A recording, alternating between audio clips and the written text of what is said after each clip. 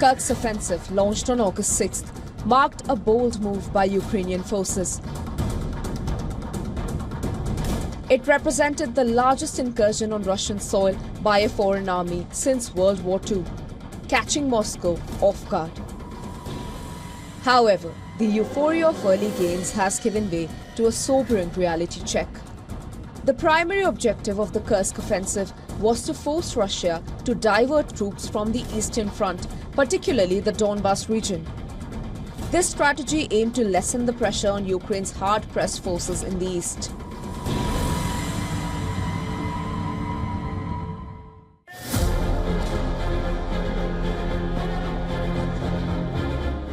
Yet, 2 months into the operation, this goal remains unfulfilled. Russian forces continue their steady march in the Donbas region, inching ever closer to the strategic city of Pokrovsk, a vital logistical hub for Ukrainian forces. The capture of Volodar by Russian forces and their approach towards Pokrovsk underscore the intensifying pressure on Ukrainian defenses in the east.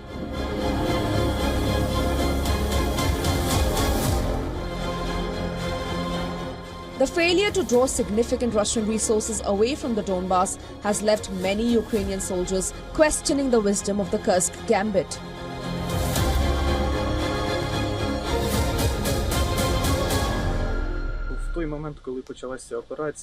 At the moment when the operation began in the Kursk region, we didn't feel that the enemy had withdrawn their forces. Active battles were fought here. The offensive continued.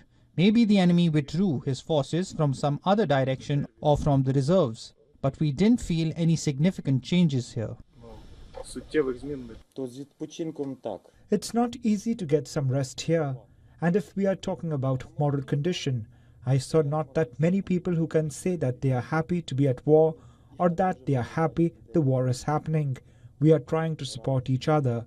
We talk constantly, trying to help each other, but despite that, we are in an alert state constantly, ready for combat. We don't have other options.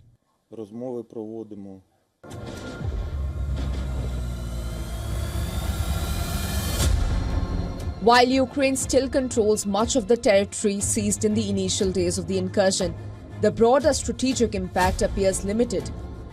Russian troops made their most substantial monthly gains since October 2022, advancing 477 square kilometers into Ukrainian territory in August alone.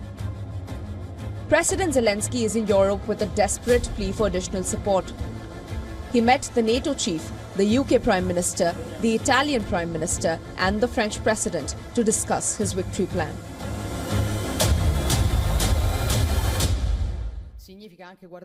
The aim of our support, as I've said again today to President Zelensky, is to put Ukraine in the best condition possible to set up a negotiating table for peace.